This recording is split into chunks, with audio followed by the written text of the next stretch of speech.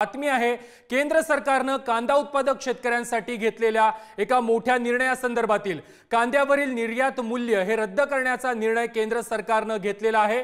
20% निर्यात मूल्य हे रद्द करण्यात आलेला आहे। निवडणुकीच्या तोंडावरती आता केंद्र सरकारने हा मोठा निर्णय घेतला आहे।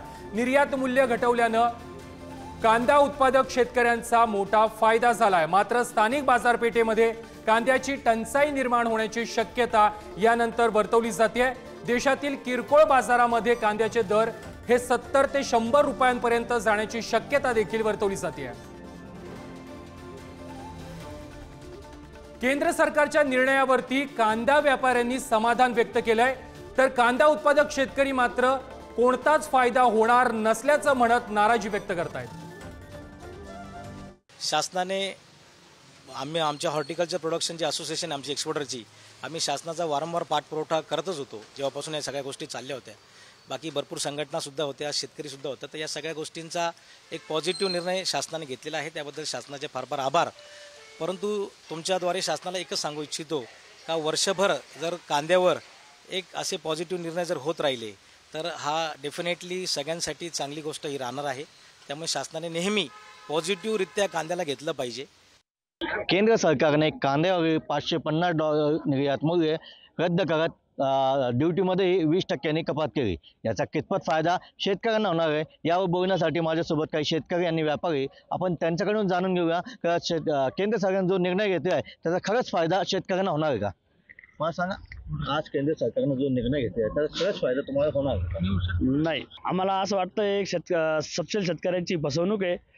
निवडणुका डोळ्यासमोर ठेवून घेतलेला हा निर्णय, तर असं न करता सदैव त्यांनी शेतकऱ्यांच्या पाठीशी उभं राहिलं पाहिजे, बाकी शेतकऱ्यांकडे नाही।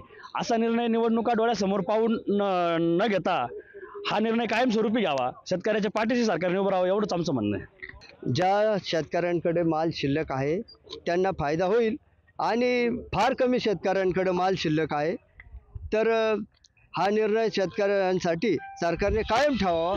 यामध्ये दरसोड करू नये, इलेक्शन झाल्यानंतर परत त्यांनी निर्यात शुल्क लावू नये हीच अपेक्षा ठेवतो आणि पुढे त्यामुळे लाल कांद्यालाही फायदा होऊ शकतोय। कमीत कमी 10 ते 20% शेतकऱ्यास फक्त कांदा शिल्लक आहे आणि जे बी मोठे शेतकरी त्यांच्याकडेच हा कांदा आहे, पण जो नवीन लाल कांदा येणार आहे त्याच्याकरता शेतकऱ्याचा भरपूर फायदा होणार आहे। आणि सरकारने हे जे MSP हे जे लावलेलं असतं ड्युटी हे लावू नये आणि कायमस्वरूपी बंद करावं आणि जे 40% शुल्क होते त्यातलं 20% कमी केलं, त्याच्यामुळे शेतकऱ्याला फायदा होणार आहे आणि व्यापाऱ्याला फायदा होणार आहे आणि याच्यामुळे आपल्याला बाहेरून चलन जे येणार ते येणार आहे। पण आता याचा कमीत कमी शेतकऱ्याला फायदा होईल आणि जे मोठे शेतकरी त्यांनाच फायदा होणार, जे छोटे शेतकरी त्याला फायदा होणार नाही। वैश्विक पुढारी न्यूज, मनमाड, नाशिक। दरम्यान या निर्णयानंतर देवेंद्र फडणवीसांनी केंद्र सरकारचे आभार मानलेले आहेत। फडणवीस काय म्हणाले पाहूयात।